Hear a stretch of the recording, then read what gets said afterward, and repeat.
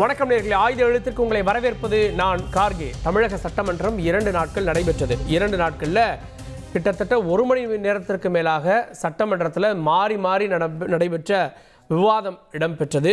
குறிப்பாக இந்த டங்ஸ்டன் தனி தீர்மானத்தில் எதிர்க்கட்சி தலைவர் கேள்வி எழுப்ப அமைச்சர் திரு துரைமுருகன் முதலமைச்சர் அப்படின்னு மாறி மாறி இந்த விவாதம் நடைபெற்றது. இந்த விவாதம்லாம் நடந்ததற்கு பிறகு உங்களிடம் பதில் இல்லாததால் தான் நீங்கள் கத்துறீங்க அப்படின்னு எதிர்க்கட்சி தலைவர் பேசினது. அதை பின்பு சமூக வலைதளங்களில் வைரலாக்குனது. சரியான பதிலடியை கொடுத்திருக்கிறார் துரைமுருகன் அப்படின்னு அது ஒரு புறம் சமூக வலைதளங்களில் வைரலானது அப்படின்னு அதன் பின்பு சட்டமன்றத்தில் நடந்த நிகழ்வுகளில் யார் ஸ்கோர் செய்தது அப்படின்ற போட்டியே வலைதளங்களில் நடந்து வந்தது.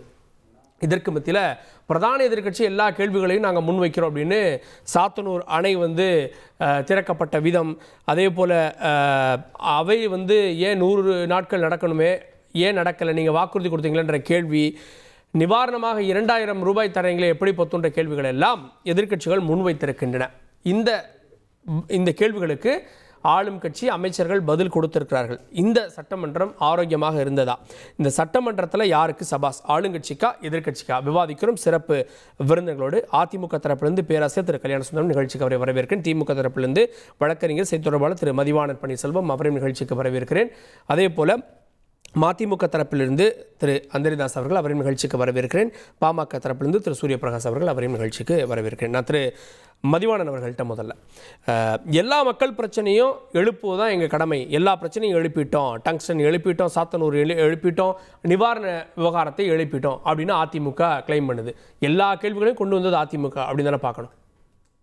இல்லை, எல்லா கேள்விகளையும் கொண்டு வந்தது அதிமுகனா எழுப்புனது சபையில் சபையில் எழுப்புனது. சரிங்களா? அதாவது இந்த ஒவ்வொன்றா பேசணுன்னு ஆசைப்பட்றேன். இப்போது எதிர்க்கட்சி தலைவர் அவர்கள் சொல்கிற இந்த டங்ஸ்டன் துறைமுகத்தை சுரங்கத்தை பொறுத்த வரைக்கும் பேசணும்னா, இந்த சட்டத்தை ஆதரித்து ஓட்டு போட்டது யார் நாடாளுமன்றத்தில்? தம்பிதுரை அப்படின்னு முதலமைச்சர் ட்வீட் போட்டிருந்தாரு. இந்த வீடியோ இருக்குது. நீங்கள் இந்த ஒரு சுரங்கத்தை பற்றி நீங்கள் பேசலை. இந்த 140 கோடி மக்கள் வாழ்கின்ற இந்த நாட்டில் உணவு பாதுகாப்பு மசோதா, உதயமின் திட்டம், முத்தலாக்கு சட்டம், ஆர்டிகல் 370 திரும்ப பெற்றது, சிஏஏ சட்டம், என்ஆர்சி என்பிஆர் சட்டங்கள், டெல்லி மாநில உரிமை பறிப்பு சட்டம், இதெல்லாம் யாரால் வந்தது? எல்லாத்துக்கும் காரணம் அதிமுக தானே. பிஜேபியோட கூட்டு வச்சு நீங்கள் இந்த கடந்த 10 ஆண்டுகளில் நீங்கள் செய்த ஒவ்வொன்றுத்தையும் இந்த நாட்டு மக்கள் யாரும் மறந்துருக்க மாட்டாங்கல்ல. சரி, இன்றைக்கி தம்பிதுரை பற்றி பேசுறதை பற்றி நீங்கள் பேசுகிறீங்கல்ல, அன்வர் ராஜா என்ன பேசினார்? எஸ்ஆர் பாலசுப்ரமணியம் என்ன பேசினார்? நவநீத கிருஷ்ணன் என்ன பேசினார்? எல்லாத்தையும் எடுத்து பேசி பார்க்கலாமா? இது இவங்க இந்த 10 வருஷமாக மோடியோட கூட்டு சேர்ந்து செய்த செயல்கள் இதெல்லாம். இதை யாரும் மறந்துருக்க மாட்டாங்க. சட்டமன்றத்தில் இது எதிர்க்கிறாங்கல்ல இன்னைக்கு சூழலில். அரிட்டாபெட்டிக்கு வந்ததுக்கப்புறம் எதிர்க்கிறோம். இல்லை சார், இப்போது விஷம் வச்சது தப்பு சார். நீங்கள் நீங்கள் என்ன பண்ணீங்க 10 மாதம்ன்ற அந்த கேள்வியை சேர்த்து கேட்குறாரு. இல்லை, நீங்கள் ஒரு ஒன்றிய அரசுக்கும் ஒரு மாநில அரசுக்கும் ஒரு சின்ன ப்ராப்ளம் வருதுன்னு சொன்னால் இறுதி முடிவு யார்கிட்ட சார் இருக்குது? அதிகாரம் இந்த நாட்டோட அரசியலமைப்பு சட்டம் யாருக்கு கொடுத்துருக்கு சார்? ஒன்றிய அரசுக்கிட்ட இருக்கா, மாநில அரசுக்கிட்ட இருக்கா? அப்போ நீங்கள் அந்த இடத்துல பேசணும். அப்போ நாடாளுமன்றத்துக்கு இருக்கிற அதிகாரத்தை கொண்டு ஒரு சட்டத்தை கொண்டு வராங்க, அதை ஆதரித்து நீங்கள் தீர்மானத்தை நிறைவேற்றுறீங்க, ஆதரித்து நீங்கள் பேசுகிறீங்க, அதெல்லாம் என்ன கணக்கில் எடுத்துக்கிறது? ஸோ செஞ்ச செயல் எல்லாம் உங்களுது. நீங்கள் எங்களை பார்த்து கேள்வி கேட்குறீங்க. நாங்கள் என்ன கேட்குறோன்னா, கேள்வி கேட்குறதுக்கு தார்மீக உரிமைன்னு ஒன்று இருக்கணும்ல. அப்போ இந்த கேட்ட கேள்வியே தப்புன்றீங்க நீங்கள்? ஆமாம், அதான உண்மை. நீங்கள் எதிர்க்கட்சி தலைவராக இருந்து செயல்பட்ட அப்படின்னு நீங்கள் பேசுனா, இந்த 3.5 ஆண்டுகளில் எடப்பாடி பழனிசாமி அவர்கள் சட்டமன்றத்திலையும் சட்டமன்றத்துக்கு எதிரிலையும் எத்தனை இடத்துல எதிர்க்கட்சி தலைவராக செயல்பட்டார்?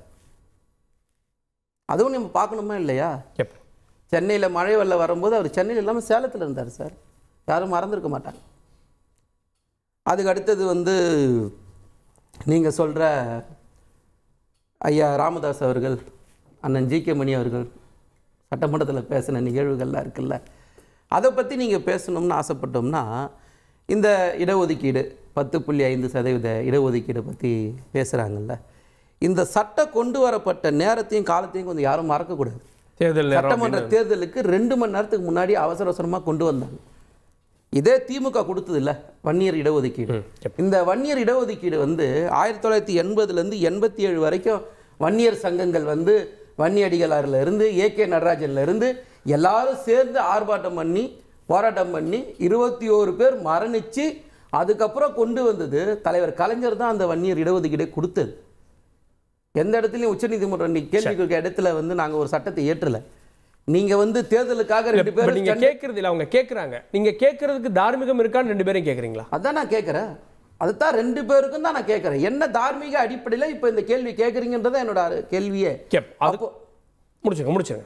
இல்லை, அப்போ இந்த இடஒதுக்கீடு கொண்டு வந்தது நாங்கள் திமுக கொண்டு வருது, தலைவர் கலைஞர் வந்து இந்த இடஒதுக்கீடை கொடுக்குறாரு இல்லை. இந்த இடஒதுக்கீடை கொடுத்ததுக்கு அப்புறம் இன்னைக்கு வரைக்கும் அதை யாராவது கேள்வி கேட்க முடியுதா? ஆனால் நீங்கள் கொடுத்த 10.5% இடஒதுக்கீடு செல்லாதுன்னு உச்சநீதிமன்றம் கொடுத்ததா இல்லையா சார் தீர்ப்பு? இதுதான் நீங்கள் கொண்டு வர இடஒதுக்கீடுக்கும் திமுக கொண்டு வர இடஒதுக்கீடு நாங்கள் உறுதியாக இருக்கணும் திமுக சொல்லுது, அதை பண்ணுங்க அப்படின்னு இன்னும் அவங்க கேட்குறாங்க. சரிங்க சார். ஐயா அன்புமணி ராமதாஸ் அவர்கிட்ட நான் ஒரே ஒரு கேள்வி கேட்குறேன். எல்லா கேள்வியும் எங்களை பார்த்து கேட்குறீங்கல்ல, சாதி வாரி கணக்கெடுப்பு யார் சார் எடுக்கணும்? அதை யாரை பார்த்து நீங்கள் கேட்கணும்? உங்கள் நண்பரை பார்த்து கேட்கணும். உங்கள் கூட்டணி தலைவர் இருக்கார்ல ஐயா மோடியை பார்த்து நீங்கள் கேட்கணும். கேட்க வேண்டிய இடம் வேற. ஆனால் நீங்கள் சம்பந்தமெல்லாம் வந்து கேட்கும்போது நாங்கள் பதில் சொல்ல வேண்டிய கட்டாயத்தில் இருக்கோம். சரி, நான் அதையும் கேட்குறேன். நான் திரு கல்யாண சுந்தரம் அவர்கள்ட்ட கேட்ட கேள்விகளுக்கெல்லாம் அவங்க விளக்கம் கொடுத்துட்டாங்க. இன்னும் சொல்லணும் அப்படின்னா தம்பிதுரை பேசுனதால தான் டங்ஸ்டன் வந்துச்சு அப்படின்ற வரைக்கும் விளக்கம் கொடுத்துருக்காங்க. அப்போ இந்த கேள்வி கேட்குறதுக்கு தார்மீகம் இருக்கா அப்படின்றது? ஆமாம், முதல்ல ஒரு செய்தியை சொல்லணுங்க. இந்த சட்டமன்றம் நடந்ததில் இந்த சட்டமன்றம் நடத்தப்பட்ட நாட்களின் எண்ணிக்கையே திமுகவினுடைய தோல்வியை காட்டுச்சு. எப்படின்னா, திமுகவினுடைய தேர்தல் அறிக்கையில் மிக தெளிவாக சொல்லியிருக்கிறார்கள், நாங்கள் ஆட்சிக்கு வந்தால் ஆண்டுக்கு 100 நாட்கள் சட்டமன்றம் நடத்துவோம் என்று சொல்லி. என்றால் 4 ஆண்டுகளுக்கு 400 நாட்கள் நடந்திருக்க வேண்டும். ஆனால் 113 நாட்கள் நடந்திருக்கிறது. நீங்கள் அவர்கள் சொன்னதிலே 25 விழுக்காடு நாட்கள் கூட சட்டமன்றத்தை நடத்தவில்லை.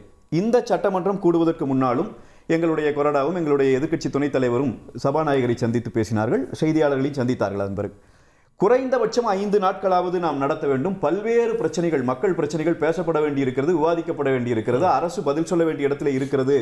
எனவே நீங்கள் சட்டமன்றத்தை 5 நாட்களாவது நடத்த வேண்டும் என்று கேட்டபோது இல்லை முடியவே முடியாது என்று சொல்லி அவசரமாக 2 நாட்களில் மக்கள் பிரச்சனையை பேசுவதற்கே வாய்ப்பளிக்காமல் இவர்கள் சட்டமன்றத்தை நடத்தி இருக்கிறார்கள். 2 நாட்கள் எல்லா பிரச்சனையும் பேசப்பட்டிருந்தால் இன்னைக்கு நம்ம டிபேட் எடுத்திருக்கோம். யார் பேசினாங்கதான் கேள்வி. இப்ப நாங்க எங்களுடைய அதிருப்தியை எங்களுடைய மாண்புமிகு எதிர்க்கட்சி தலைவர் சட்டமன்றத்திலேயே பதிவு செய்திருக்கிறார். நீங்க இப்படி போயிட்டு ஒரு பில் இருந்துச்சு, ஒரு அமைச்சர் பேசுகிறார், பேசணும்னா 5 நிமிஷம் 10 நிமிஷம் நிறைவேறி நீங்களும் யோசிச்சு பார்த்து சொல்லுங்க. 2 நாள் சட்டமன்றம் நடத்தினா ஒட்டுமொத்த தமிழ்நாட்டினுடைய பிரச்சனை எப்படி முதல்ல பேச முடியும்? அதுக்கு என்ன இவங்க விளக்கம் கொடுக்க முடியும்? எனவே அதுவே அவர்களுடைய தோல்வி. 2வது, இந்த டங்ஸ்டன் பிரச்சனையை பொறுத்த வரைக்கும் திமுக இனி கொஞ்ச நாளுக்கு வந்து இப்ப தம்பிதுரை எங்களுடைய நாடாளுமன்ற உறுப்பினர் அவரை வந்து குறை சொல்வதை விட்டுட்டு மகாத்மா காந்தி, நேரு எல்லாம் கூட குறை சொல்லலாம். ஏனென்றால் அவர்கள் எல்லாம் போராடி இந்த நாட்டிற்கு விடுதலை மட்டும் வராமல் இருந்திருந்தால் இந்த இந்திய அரசு இந்த மைன்ஸ் ஆக்ட் என்று ஒரு சட்டமே கொண்டு வந்திருக்காரு. அப்படி கொண்டு வந்து அதுல ஒரு அமெண்ட்மெண்ட் வருகிறது. ஒரு வீடியோ இருக்கு சார், வீடியோ இருக்கிறதுனால பேசுறாங்க, அது பரவுது. நீங்க வீடியோ இருக்கு, நீங்க எனக்கு ஏற்கனவே சொல்லிட்டீங்க. நான் பேசுறது கொஞ்சம் முழுமையா கேளுங்க. நான் சொன்னது நான் கேட்டேன், எனக்கு புரிஞ்சிருச்சு. இப்போ இந்த ஆக்ட்ல ஒரு அமெண்ட்மெண்ட் ஆக்ட் கொண்டு வருகிற போது எதற்காக அவர் அதை பேசுகிறார்? ஒரே ஒரு செய்தியை குறிப்பிட்டு சொல்லுகிறார். யூபிஏ கவர்மெண்ட், காங்கிரஸ் கவர்மெண்ட் திமுக இருந்த அமைச்சரவையில் இருந்தபோது திமுக இருந்த அந்த அமைச்சரவை என்ன செய்யுதுன்னா, இந்த சுரங்கங்களை ஏலம் கொடுப்பதற்கு நீ யாருக்கு வேணாலும் கொடுத்தலாம். இப்போ எப்படி 2Gல கொடுத்தாங்க, முதல்ல வர்றவங்களுக்கு முதல் என்று சொல்லி, அது போல கொடுத்து விடலாம் என்றால் இது போன்ற விஷயத்தில் ஊழல் நடக்கிறது, கடந்த காலங்களில் நடந்திருக்கிறது. ஏல முறைப்படி இதை கொடுப்பதிலே தவறில்லை. இது எங்க? மதுரையிலையா, தமிழ்நாட்டிலையா? ஒட்டுமொத்த இந்தியாவிலே இருக்கிற சட்டத்திலே ஒரு அமெண்ட்மெண்ட் பாராளுமன்றத்தில் கொண்டு வருகிற போது ஏல முறையில் கொடுக்கலாம் என்று ஆதரித்து பேசினார் அண்ணன் தம்பிதுரை. இதை நாங்கள் விளக்கமாக தெளிவாக சொல்லியிருக்கிறோம். 2வது, இல்ல முடிச்சிடுறேன், நீங்க சொல்லுங்க. தம்பிதுரை அவர்களினுடைய இந்த பேச்சை நான் என்ன கேட்கிறேன்னா, ஒருவேளை அவர் வந்து மதுரையிலே இந்த டங்ஸ்டன் ஏலம் விடுவதற்கு ஆதரித்து பேசியிருந்தார் என்று வைத்துக் கொள்ளுங்கள். மதுரையிலே இவர்கள் பேசுகிற போது இவர்களுடைய 40 நாடாளுமன்ற உறுப்பினர்கள் எதிர்த்து பேசியிருப்பார்கள் இல்லையா? இந்த டங்ஸ்டன் சுரங்கம் மதுரையில் ஏலம் விடப்பட போகிறது. கனிமொழி எம்பி பேசியிருக்காங்க, நாடாளுமன்ற உறுப்பினர் பேசினாங்க. வெங்கடேசன் 2023 தம்பிதுரை அவர்கள் பேசிய பேச்சில் அன்னைக்கு கொண்டு வரப்பட்டது அமெண்ட்மெண்ட் ஆக்ட். அதுல யாருமே பேசல, இவங்க அதை மறுப்பு தெரிவித்து வெளியே வந்துட்டாங்க. அது மதுரையில டங்ஸ்டன் சுரங்கத்தில் எடுப்பதற்கும் அங்கே கொண்டு வரப்பட்ட ஆக்டுக்கு எந்த சம்பந்தமும் கிடையாது. ஒரே நிமிஷம், முதலமைச்சர் என்ன கேட்கிறார் அப்படின்னா, எதிர்க்கட்சி தலைவர் கேட்கிறார், நீங்க கொண்டு வரப்பட்ட என்ன பண்ணீங்கன்னு கேட்கிறார். நாங்க எதிர்த்தோம், பெரும்பான்மை இருந்தாலும் அவங்க நிறைவேற்றிட்டாங்கன்னு. ஆனா அந்த இடத்துல ஆதரிச்சிருக்கீங்கன்னு தானே குற்றச்சாட்டு சார். மறுபடியும் சொல்றேன் சார், இந்தியா முழுக்க அரிட்டாப்பட்டி அதுக்கப்புறம் இந்த விஷயம் இயல்பா புரிஞ்சு நான் கேட்கிறேன். இந்தியா முழுக்க எங்கேயுமே சுரங்கமே எடுக்கக்கூடாதுங்கிறதா உங்க நிலைப்பாடா? அதுதான் திமுக நிலைப்பாடா? சுரங்கம் எங்கேயுமே ஏலம் விடக்கூடாதா? இருங்க, சொல்லுங்க, எனக்கு சொல்லுங்க. அப்படிதான் முதலமைச்சர் சொல்றாரா? சொல்லுங்க சார். இப்போ சகோதரர் என்ன சொல்ல, எனக்கு இன்னொரு நேரம், அதனால நீங்க இதை மட்டும் சொல்லுங்க எனக்கு. இல்ல சரி, திரும்ப அந்த சட்டம் கொண்டு வந்ததே தப்புன்னு பேசுறோம். நீங்க அர்த்தத்தை புரியாம இவர் என்ன சொல்றாங்க, தம்பி என்ன சொல்றாரு, ஒரு விஷயம், நாடாளுமன்றத்தை மோடி ஆட்சி எப்படி நடக்குதுன்னு எல்லாரும் பார்த்துருப்போம். ஒரு நம்பிக்கையில்லா தீர்மானம் கொண்டு வந்ததுக்கு அப்புறம் அதுக்கு அடுத்த 24 மணி நேரம் நாடாளுமன்றத்தில் எந்த தீர்மானத்தையும் நிறைவேற்றக்கூடாது. என்ன நடந்தது அன்னைக்கு? எல்லா எதிர்க்கட்சி உறுப்பினரையும் 146 பேரையும் சஸ்பெண்ட் பண்ணிட்டு அந்த நாடாளுமன்றத்தில் அந்த தீர்மானம் வந்ததா இல்லையா? இதுதான் பிரச்சனை. நீங்க என்ன சொல்றீங்கன்னா அந்த சட்டத்தை எப்படி ஆதரிச்சீங்கன்னு கேட்டா இவர் என்ன சொல்றாரு, இந்தியா ஃபுல்லா கொண்டு வர நீங்க நான் சொல்றேன்.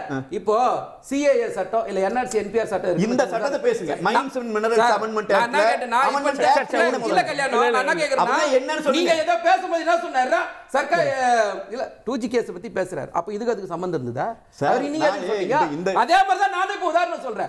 சிஏஏ சட்டம் வருது சார், நீங்க அந்த சிஏஏ சட்டத்தை வச்சு மோடி என்ன செய்யறாரு? ஓகே, பதில் வாங்க. மோடி என்ன செய்யறாரு? கடைசி வரைக்கும் இவரிடம் பதில் வராது. நான் கேட்டது என்னன்னா, இவரு சம்பந்தம் இல்லாம எடுத்து பேசும்போது நான் இவருக்கு புரியல. 2G first come first serve கொடுக்கப்பட்டது. இல்ல சார், இல்ல சார், இல்ல இவரு சிபிஐ என்ன என்ன திமுக செய்த ஊழலை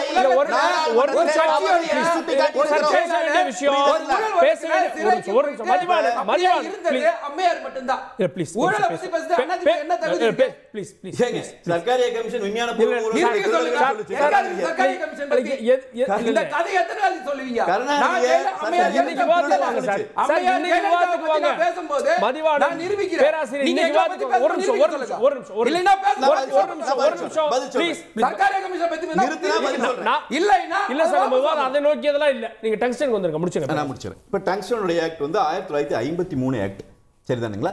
அதில் அமெண்ட்மெண்ட் தான் கொண்டு வர்றாங்க. அது கொண்டு வரப்பட்டது ரொம்ப மிக தெளிவாக நான் சொல்லுகிறேன், இந்தியா முழுவதிலும் இந்த கனிம வளங்களை எடுப்பதற்கான ஏலம் விடுகிற முறையை பற்றியான அமெண்ட்மெண்ட்டை ஒழிய அது தமிழ்நாட்டில் கொண்டு வரப்பட்டதல்ல. நாங்கள் பிரதானமாக சட்டமன்றத்தில் கேட்ட கேள்விக்கு இப்போவாது பதில் சொல்கிறாங்களான்னு கேளுங்க.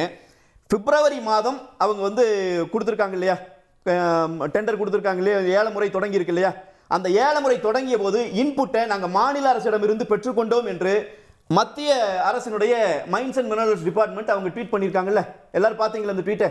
அதில் பிப்ரவரி மாதம் இன்புட் கொடுத்தது தமிழக அரசு, சொன்னது நான் இல்லை, அவங்க சொல்கிறாங்க. அதில் அந்த இடத்துல பாரம்பரிய சின்னங்கள், பாதுகாக்கப்படுற பாரம்பரிய சின்னங்கள் இருக்கிறது என்பதை சொல்கிறீர்கள். அது வெறும் 1.93 ஸ்கொயர் கிலோமீட்டர் தான் இருக்கிறது. மொத்தம் எடுத்திருக்கிற 20.16 ஸ்கொயர் கிலோமீட்டர்ல அதை தவிர்த்துட்டு பண்ணிக்கலாம்னு அவன் ஒரு பெரிய ட்வீட் ஒன்று போட்டு வச்சிருக்காங்கல்ல, அதுக்குத்தானே நாங்கள் பதில் கேட்கிறோம். பிப்ரவரி மாதமே உங்களுக்கு தெரியுமே. இருங்க மதுரையில் அந்த மேலூர் பகுதிக்குள்ள டங்ஸ்டன் சுரங்கம் ஏலம் விடப்பட போகிறது என்பது பிப்ரவரி மாதம் தெரியும் முதலமைச்சருக்கு.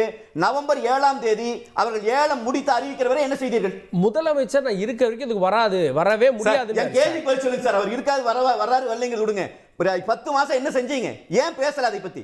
ஏன் மக்களிடம் சொல்லல? இருங்க, ஒண்ணு நிறைய சொல்லி டீடைலா பேசுறோம். இருங்க முடிக்கலாம். அவர் என்ன எக்கச்சக்கமான குற்றச்சாட்டு வச்சிருக்காரு. அப்ப இதுல இந்த கேள்விக்கு கடைசி வரைக்கும் திமுக உள்ளுக்குள்ளே பதில் சொல்லவில்லை. இப்பவும் சொல்லுவாங்களா? சொல்ல மாட்டாங்க. தம்பித்துறை ஆதரித்தார், இவரே கேட்கிறார், அவர் என்ன பேசினார், இவர் என்ன பேசினார் சொல்லுங்க. சரி, அப்படி இன்னொரு விஷயம் நான் வரேன். 2023 தம்பித்துறை அவர்கள் ஆதரித்ததாக இவர் சொல்லுகிறார் இல்லையா, அந்த திட்டம் பிப்ரவரியில் வருகிற போது அன்றைக்கு நீங்கள் உடனே எதிர்த்திருக்கணும் இல்ல? நீங்க தான் அதிமுக எதிர்க்கிறவர்களாச்சே, மத்திய அரசையும் எதிர்க்கிறவர்களாச்சே, ஏன் நீங்க வாய் மூடி ஒண்ணுமே பேச மாட்டீங்க? இன்னும் டீடைலா நம்ம பேசுவோம். விவாதம் இங்கே தேங்கி 10 மாசம் ஏன் பேசல? டங்ஸ்டனோட விவாதம் என்ற ஒட்டுமொத்த கூட்டத்தொடர் நீங்க தான் நிறுத்துறீங்க. இல்ல சார், 10 மாசம் ஏன் பேசல? சரி, அந்த கேள்வி முதலமைச்சரும் பதில் சொல்லல, அவை முன்னவரும் பதில் சொல்லல. அந்த கேள்வி வர திரு அந்தரிதாஸ் 10 மாசம் என்ன பண்ணீங்க அப்படின்னு எதிர்க்கட்சி தலைவர் கேட்கிறார். அதுலதான் 10 மாதமா நாங்கள் கடிதம் எழுதணும் அப்படின்னு முதலமைச்சர் சொல்றாரு, அமைச்சரும் சொல்றாரு. திரும்ப அதே கேள்வி கேட்கிறார். அப்போதான் திரு துரைமுருகன் சொல்றாரு, நீங்க உன்னீங்கன்னா நான் இந்த மாதிரி பேசுவேன்னு அவர் சவுண்ட் ரைஸ் பண்றாரு. உடனே அவர் கேட்கிறாரு, உங்கள்கிட்ட பதில் இல்லைன்னா இப்படி தான் சொல்லுவீங்க அப்படின்னு. ஸோ அப்போ 10 மாதத்துக்கு பதில் இல்லையா? இந்த பிரச்சனை வந்து 2018 ஆய்வுகள்லாம் தொடங்கிடுச்சு. அப்போ சில அமைப்புகள்லாம் போராடி கொண்டிருந்தார்கள். ஆனால் அதிமுக அதற்கு ஆதரவு அளிக்கவில்லை. இப்பொழுது ஆவேசமாக பேசுகிறார்கள். அது ஆவேசமாக வேசமானது பிறகு பார்த்துக்கலாம். ஆனால் வந்து 22/11/2022 அன்றைக்கே இது பயோடைவர்சிட்டி பல்லுயிர் பாரம்பரிய தளம் என்கின்ற அந்த இதை தமிழ்நாடு கெசட் பப்ளிகேஷன் அரசிதழிலே வெளியிடப்பட்டிருக்கிறது.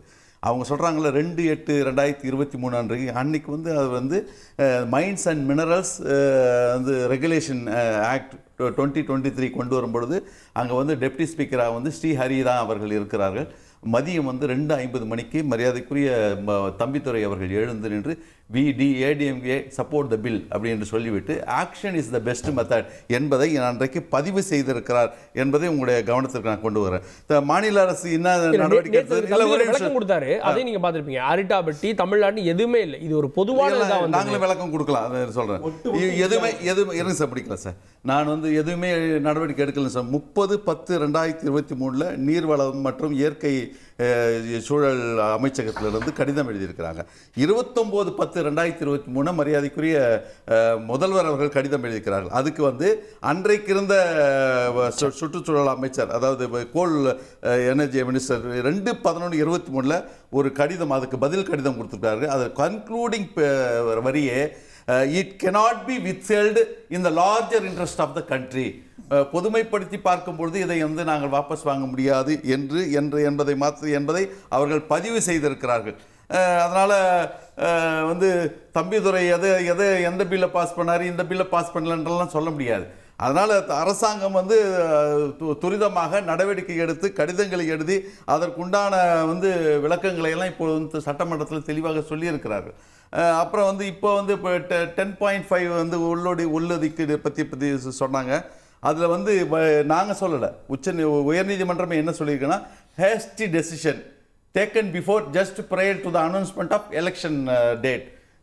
தேர்தல் தேதி அறிவிக்க இருக்கிறது சில நொடிகளுக்கு முன்னால் தான் அது நிறைவேற்றப்பட்டிருக்கிறது என்று சொல்லிவிட்டு அன்கான்ஸ்டிடியூஷனல் அப்படின்னு ஏன் சொல்லியிருக்காங்கன்னா, குவான்டிஃபையல் டேட்டா கொடுக்கல என்பதற்காகத்தான். இப்போ என்ன பிரச்சனை அப்படி சொன்னா அவங்களும் ஏத்துக்கறாங்க சார். என்ன கேக்குறாங்க, காஸ்ட் சென்சஸ் வந்து ஓகே இல்ல, மத்திய அரசு இல்ல, அவங்க சொல்றாங்களே அவங்க சர்வே எடுங்கன்றாங்க, மாநில அரசு எடுக்கணும்ன்றாங்களே.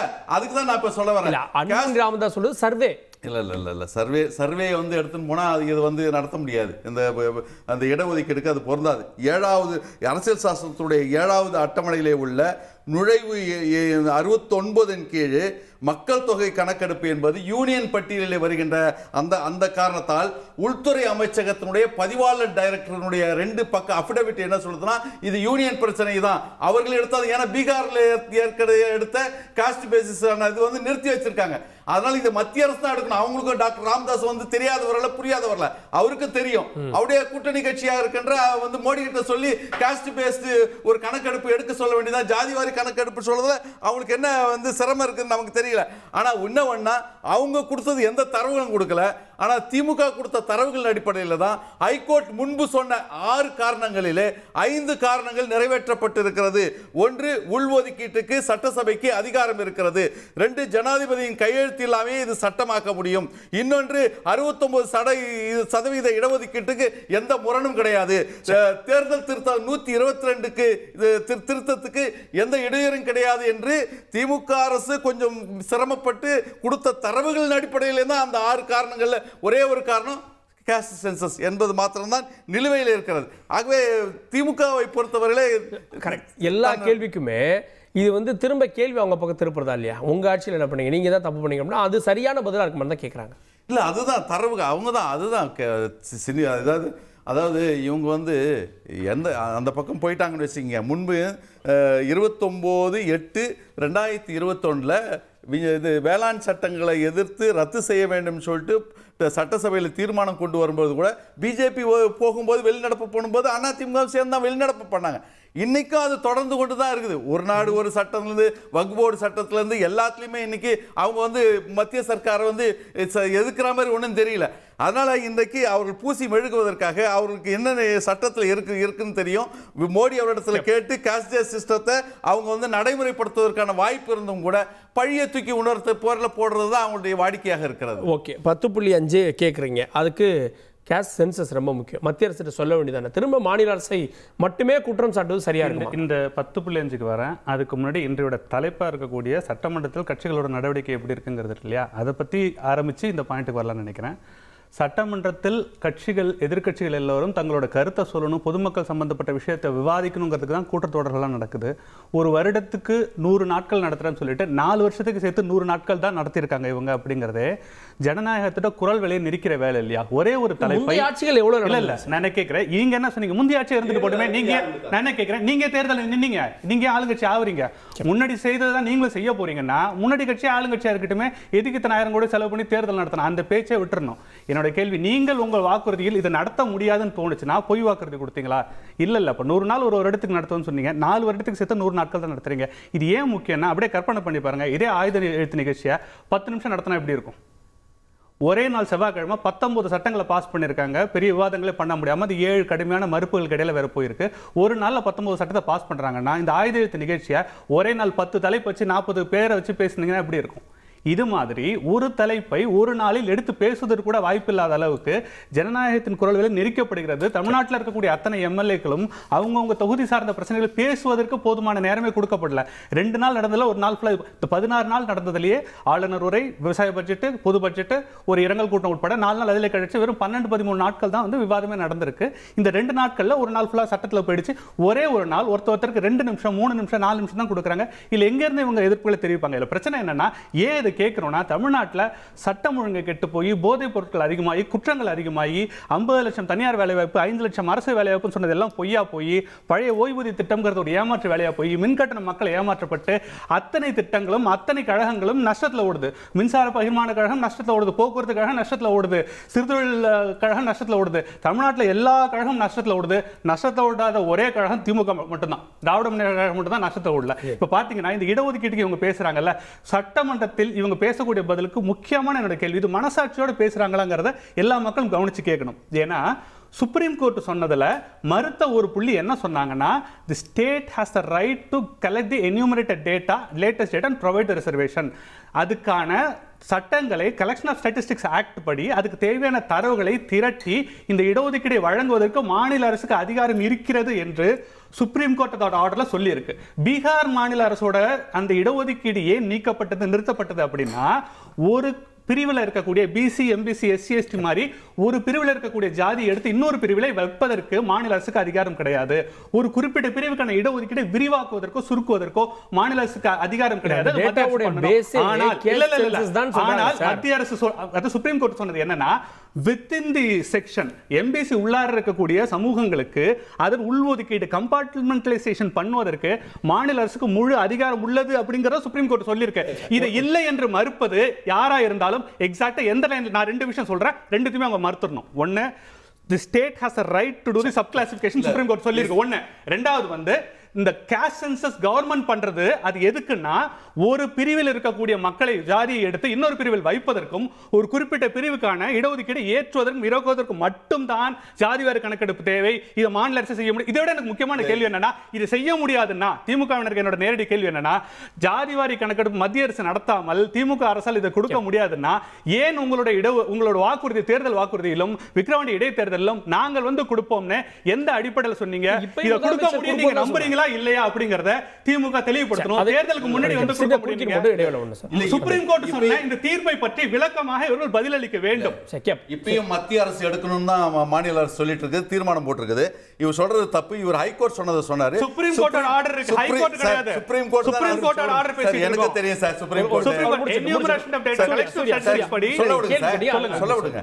சுப்ரீம் கோர்ட்ல தெளிவா சொல்லிருக்காங்க, 7வது அட்டவணையிலே உள்ள நுழைவு எண் 69 கீழ் இது ஒன்றிய பட்டியலில் தான் இருக்கிறது.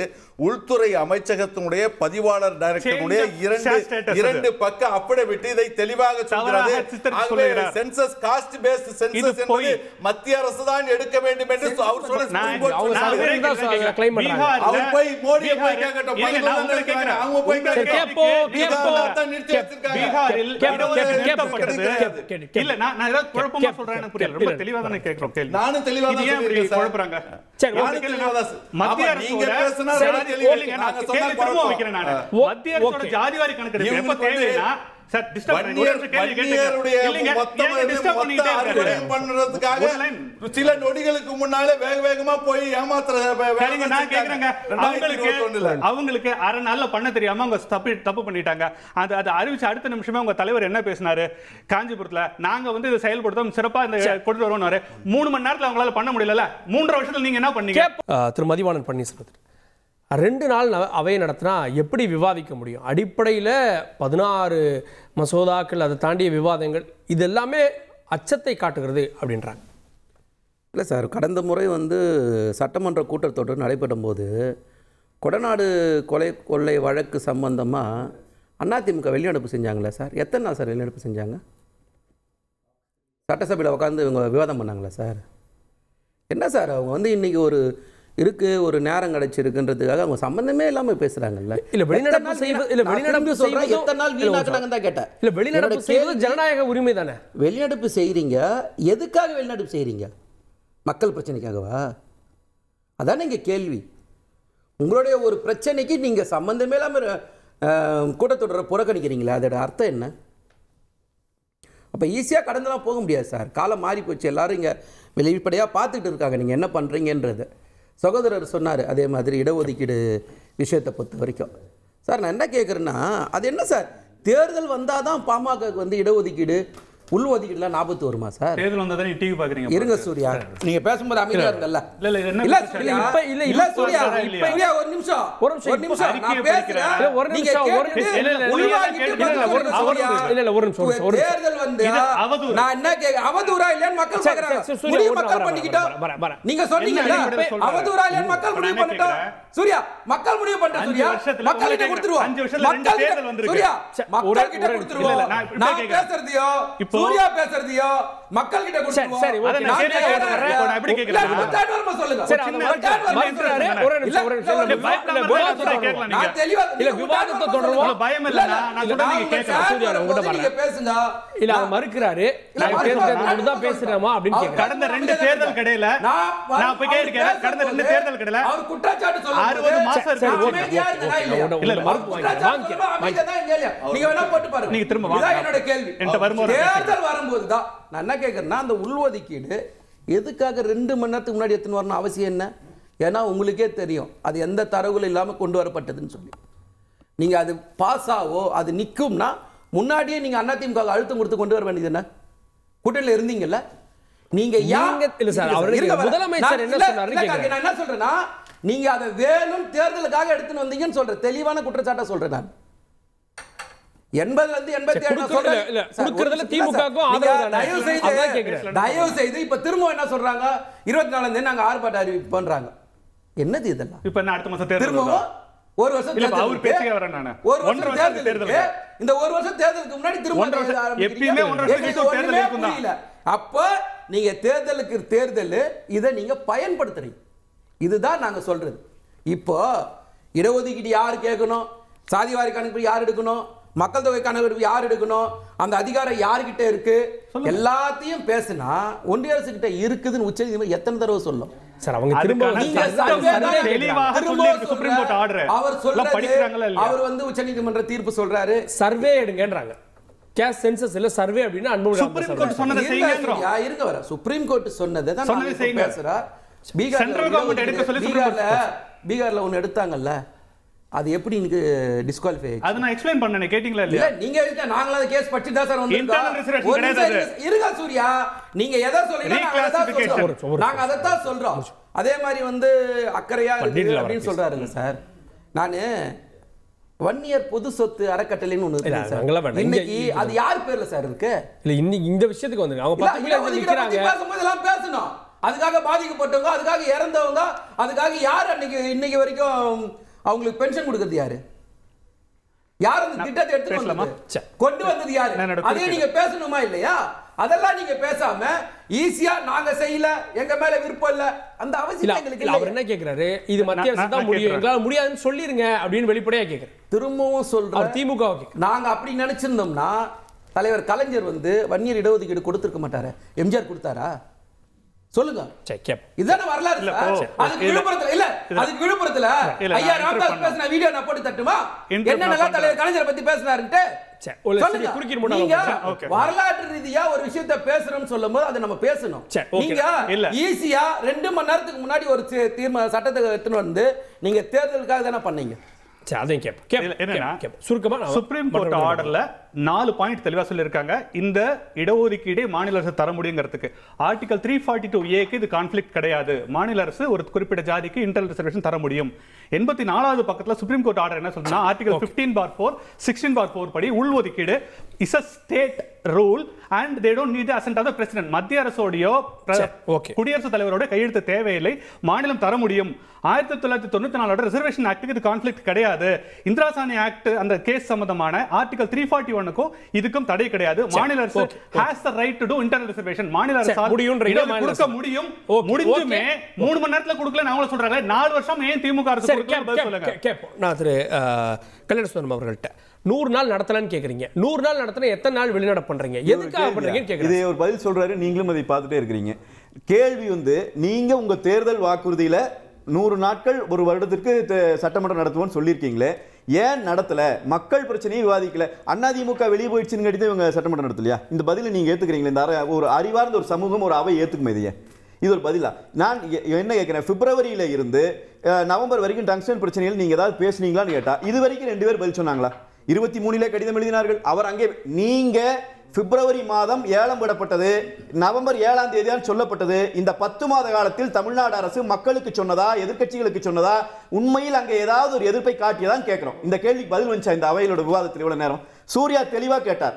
இந்த இடஒதுக்கீடு கொடுக்கப்பட்ட போது அதில் நீங்கள் குறைபாடுகளை சொல்லுகிறீர்கள், ஆனால் நாங்கள் வந்தால் அதை செய்வோம் என்று நீங்கள் பேசினீர்களே, 4 ஆண்டு காலம் நீங்கள் செய்யவில்லையே என்பதுதான் கேள்வியே. அதுக்கு நீ எங்கெங்க போய் பதில் சொல்றீங்க என்றால் ஒரு விஷயம் முடிவு. சட்டமன்றத்தில் எப்படி குழப்புகிறார்களோ அதே போல மக்கள் அரங்கத்தையும் குழப்புவதற்கு இவர்கள் தயாராகி விட்டார்கள். இவர்களிடம் எதற்குமே பதில் இல்லை. எந்த கேள்வியை முன்வைத்தாலும் அந்த கேள்வியிலிருந்து தப்பி தப்பி ஓடுகிற வேலையை செய்கிறார்கள். நான் என்ன கேக்குறேன், இப்ப நான் என்ன பதில் எதிர்பார்க்கறீங்க?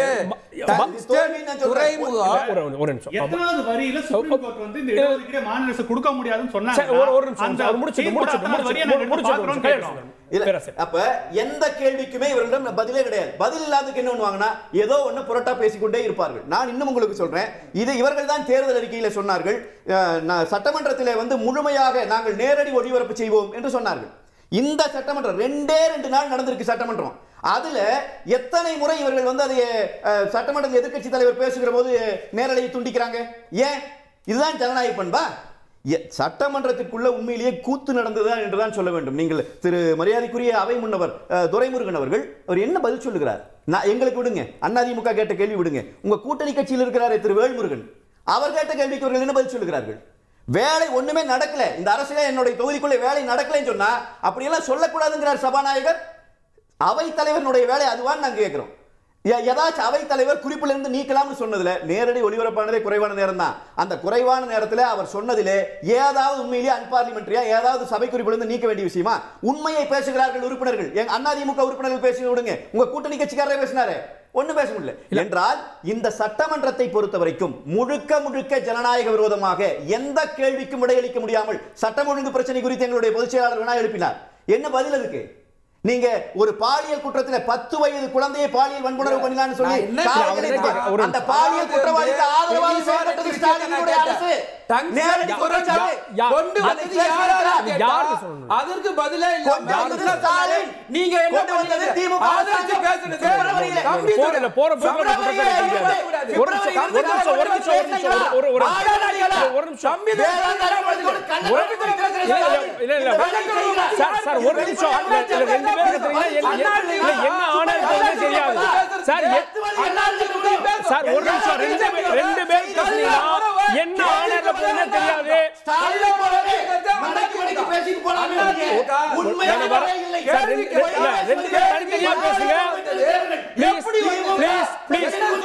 பேராசிரியர் திரு கல்யாணசுந்தரம் மதிவாணன் இடைவெளி விட்டுரும். ப்ளீஸ் ப்ளீஸ் புரிஞ்சுங்க.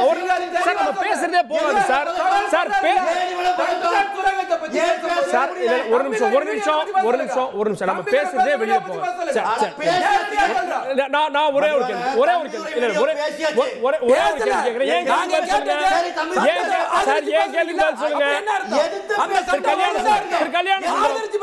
மதிவாணன் ஒரு நிமிஷம்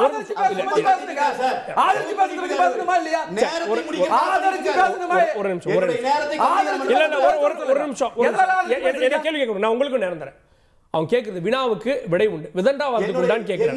எதிர்க்கட்சி தலைவர் திரும்ப ஒரே விஷயத்தை கேட்கிறாரு. அப்பதான் துரைமுருகன் ஊன்னு கத்துறீங்க, நானும் கத்துவேன்னு சொல்றாரு. அது சொன்னது எங்க ஒரே விஷயத்தை திரும்ப கேட்கிறாரு சார். அதுதான் துரைமுருகன் கேட்டார். நான் இந்த விவாதத்துல வச்சிருக்கிற வினாவுக்கு விடை கிடைச்சதான் உங்களுக்கு கேட்கிறேன். உங்களுக்கு கிடைச்சது நீங்க சொன்னீங்கன்னா எனக்கு மகிழ்ச்சி. தெளிவா நான் சொல்றேன். டங்ஸ்டன் சுரங்கத்தை ஆதரிச்சு பேசின தம்பிதுரை இருக்காருல்ல, எதனால ஆதரிச்சு பேசினாரு? இதுதான் கேள்வி. இந்த கேள்விக்கு நீங்க ஆதரிச்சு பேசுறீங்கன்னா அப்ப அத வரவேற்கிறீங்க தானே அர்த்தம். அப்ப வரவேற்கிறீங்கன்னா ஆதரவு காரணம் என்ன சார்? இது இந்தியாவுல கொண்டு வரும்போது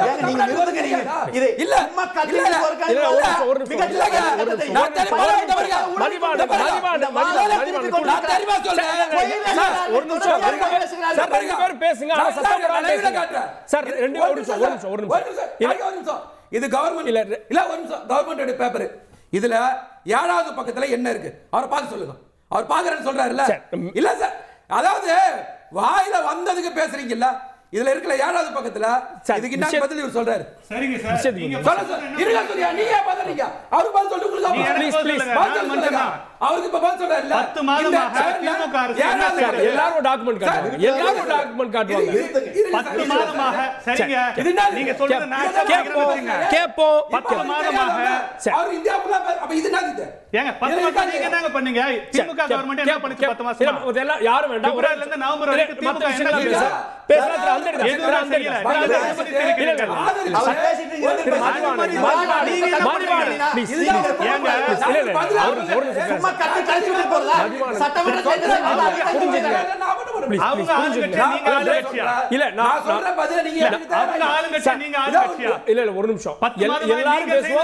எல்லாரும் பேசுங்க, தனிப்பட்ட முறையில் பேசுங்க.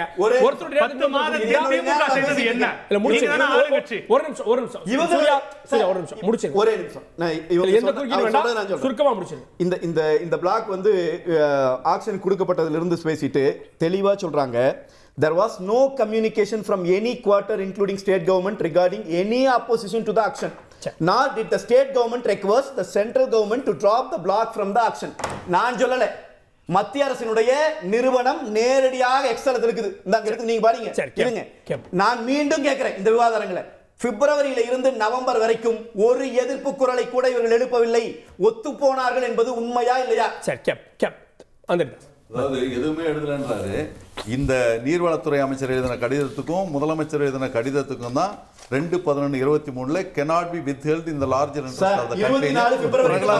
பிரகலாத் ஜோஷி நேரம் குறைவா இருக்கு.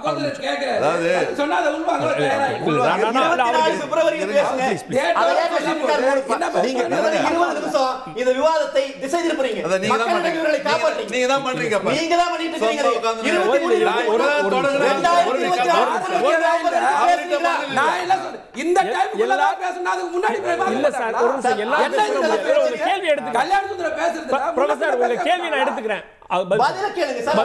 டைம் சொல்றாங்க. அதாவது அலுவல் ஆய்வு குழுல அவங்களும் தான் இருந்தாங்க, அவங்களும் தான் இருக்கிறாங்க. 5 பேர் 5 நாள் கேட்டிருந்தாங்கன்னு சொல்றாங்க. 2 நாள் நடந்தா கூட எப்படி நடந்தது? ஏன்னா இப்போ எதுக்காக 2 நாள் அரசாங்கம் சொல்லுதுன்னா, ஒரு மாசத்துல 4 தடவை ஆரஞ்சு அலர்ட், ரெட் அலர்ட்னு வர்றது சட்டமன்ற உறுப்பினர்கள்லாம் களத்தில் இருக்கணுன்றதுக்காக இந்த தேர்தலை குறிக்கிருக்காங்களே தவிர இவங்க கேள்விக்கெல்லாம் பயந்துட்டு எல்லாம் இந்த சட்டசபையை வந்து 2 நாளாக சுருக்கலை. அது ஒண்ணு. அந்த காலத்துல அவங்க காலத்துல இந்த சட்டசபை எப்படி நடந்ததுன்னு என்னால் சொல்ல முடியும். 27 துறையில இருக்கின்ற மானிய கோரிக்கைகளை எந்த விவாதம் இல்லாம வேகமா அந்த அம்மையார் மாத்திரமே அந்த விவாத கோரிக்கைகளை பதிலளிச்ச கதெல்லாம் எல்லாம் பார்த்து இப்போதாவது சம்பந்தப்பட்ட துறை மந்திரிகள் வந்து பதில் சொல்றாங்க. அது மானிய கோரிக்கை, அது தனி செக்ஷன். அதான் சொல்றேன், அது வந்து 2 நாள்ல முடிச்சிருக்காங்க சார். 27 துறை மானியங்களை வந்து 2 நாள்ல முடித்த வரலாறுலாம் உண்டு.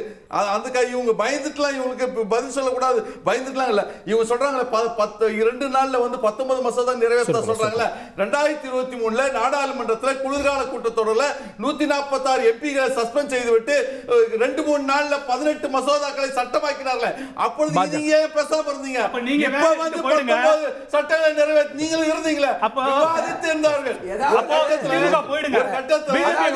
சூர்யாக்கு என்ன மாத்தி பேசி நீங்க என்ன பண்ணீங்க கேக்குறோம். அந்த கேள்வி 87 அவங்க பண்ணாங்க, ஒரு கால எக்ஸப்ட் பண்ணாங்க. நம்ம நிறைய பேசணும், நாடாளுமன்றம் பேசணும், இஷ்யூஸ் அதாவது ஆரம்பத்தில் 2021 சட்டமன்றத்திலே அவங்களுடைய செங்கோட்டையன் அவர்கள் சொன்னார்கள், இந்த ஆட்சி கண்ணியமாக சட்டசபை கண்ணியமாக நடந்து கொண்டு இருக்கிறதுன்னு சொன்னாங்க. எல்என்டோ பத்தி சொன்னாங்க. எல்என்டோ பத்தி செங்கோட்டையன் பேசின பிறகு செல்லூர் ராஜு வந்து அம்மா எப்படி சட்டம் ஒழுங்கை கையாண்டார்களோ அப்படி கையாண்டார்கள் சொன்ன 2வது நாள்ல போய் கவர்னர் கிட்ட போய் இபிஎஸ் வந்து சட்டம் ஒழுங்கு வந்த நாள்ல இருந்து சட்டம் ஒழுங்கு இதைதான் சொல்லிட்டு இருக்காங்க. அவர் தான் சொன்னாரு, அந்த கொடநாடு பத்தி பேச உடனே நேரா போய் சாலை மறியல் பண்ணிட்டாங்க. ஏன்னா அவருக்கு எதிர்க்கட்சிகள் சட்டம் ஒழுங்கு பிரச்சனை எழுப்புவது இயல்பு. திமுக வெளிநடப்பு இயல்பு தான் சார். வெளிநடப்பு இயல்பு. பிஜேபி கூட சேர்ந்து வெளிநடப்பு பண்ணிட்டு இருக்கீங்களா? அது ஏன் அந்த பயம் ஏன் உங்களுக்குன்னு தெரியல. நீங்க பிஜேபி கூடவே இருந்தீங்க. வேளாண் சட்டங்களை வந்து ரத்து பண்றதுக்காக போட்ட தீர்மானத்துல பிஜேபி கூட சேர்ந்து அதிமுக வெளிநடப்பு போடுது. இறுதி கருத்து சூர்யாட்டன். உங்களுக்கு விடை கிடைச்சிருச்சா? விடை மக்களுக்கு இல்ல உங்களுக்கு கிடைச்சிருச்சா? பிப்ரவரியில இருந்து நவம்பர் வரைக்கும் இவங்க என்ன பண்ணாங்க சொல்லிட்டாருல. இப்ப மக்கள் தெரிஞ்சிருச்சு. ஒரு விஷயம் ஒரு மாநில அரசு மத்திய அந்த கேள்விக்கு ஒரு மாநில அரசுக்கு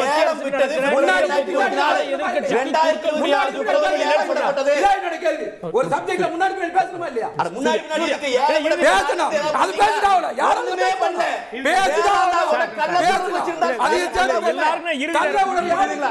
பிஜேபியோட எல்லாரும் இறுதி நேரத்தில் சார் ஒரு நிமிஷம் இறுதி நேரம் கொடுக்க நினைக்கிறேன். சூர்யாட்டன் இல்ல சார் யார் இறுதி கருத்து சூர்யாட்டன் ப்ளீஸ். ஒரே நிமிஷம் 60 செகண்ட்ஸ்ல முடிச்சிடுறேன். போதையால் தமிழ்நாட்டில் குற்றங்கள் பெருகி வன்முறை காடாக தமிழ்நாடு மாறி கிடக்கிறது. முதல்வரே போதையின் பாதையில் செல்லாதின் கெஞ்சிற இடத்துல இருக்காங்க. 1. 2வது மத்திய அரசு PM விஸ்வகர்மா என்ற பெயரில் கொண்டு வந்த திட்டத்தை கடுமையாக எதிர்த்த இவர்கள் மீச வச்ச இந்திரா வைக்காடி சந்திர மாதிரி அதே கலைஞர் கைவினை திட்டம்ன்ற பேர்ல அதை கொண்டு வராங்க. இதுக்கு என்ன பதில்? 3வது இந்த இடஒதுக்கீடு சம்பந்தமான சுப்ரீம் கோர்ட் தீர்ப்பில் 2022 மார்ச் 39 வந்த 87 பக்க தீர்ப்பில் எல்லா இடத்திலும் மாநில அரசு செய்ய முடியும், இடஒதுக்கீடு கொடுக்க முடியும் என்றுதான் சுப்ரீம் கோர்ட் சொல்லியிருக்கு. எந்த பத்தியில எந்த பக்கத்துல எந்த வரியில மாநில அரசு செய்ய முடியாது, மத்திய அரசு செய்யணும் சுப்ரீம் கோர்ட் சொல்லுதுங்கறத தயவு செய்து அந்த பேஜ் பேரா லைன் சொல்லிடுங்க. என்பது வேர்ல்ட் வைட் பினாமினா. தமிழ்நாட்டில் மாத்திரம் கிடையாது. இதனுடைய திறவுகோலை வந்து முந்த்ரா துறைமுகம், அந்த அதானியுடைய முந்த்ரா துறைமுகம் அமித்ஷாவே சொல்லியிருக்கிறார். அதனால அங்கிருந்து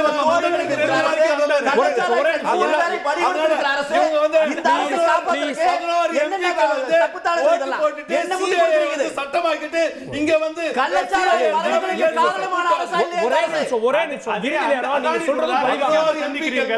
எம்பிக்கள் சிஏ வந்து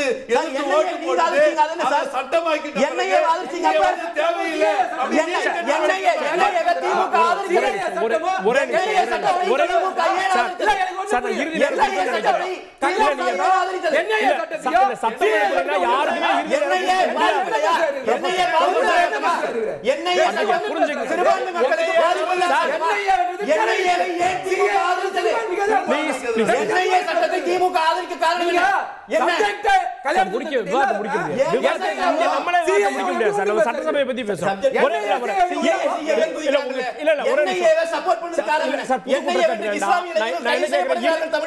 ஒரே வார்த்தை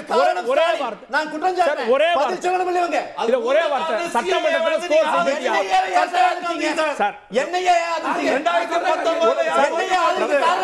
நான் பதில் சொல்றேன். NIA வேற என்ன வேற என்ன வேற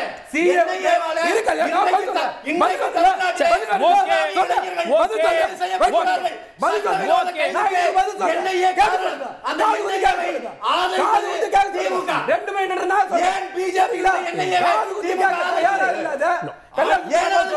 ஆட்டுக்குட்டிக்கான உரிமை ஓநாய்கிட்ட கொடுத்துட்டு சிஐல ஓட்டு போட்டுட்டு என்ஐஏ அந்த ஆட்டுக்குட்டிக்கு காப்பாத்துற வேலையா? ஓநாயோடு சேர்ந்து கூட்டணி போடுற வேலையா? என்ஐஏ ஆதரித்தது. சட்டமன்றமும் சட்டமன்றமாக இருக்கிறதா விவாதம், நம்முடைய மன்றம் சட்டமன்றமாக இருந்திருக்குது அப்படின்றதா பார்வையாளர்களுடைய கருத்தாக இருக்கு. விவாதத்தில் இந்த சிறப்பு நன்றி பார்த்தவங்களுக்கும் நன்றி நேயர்களே. தொடர்ந்து இணைந்தீர்கள் தந்தி தொலைக்காட்சியோட.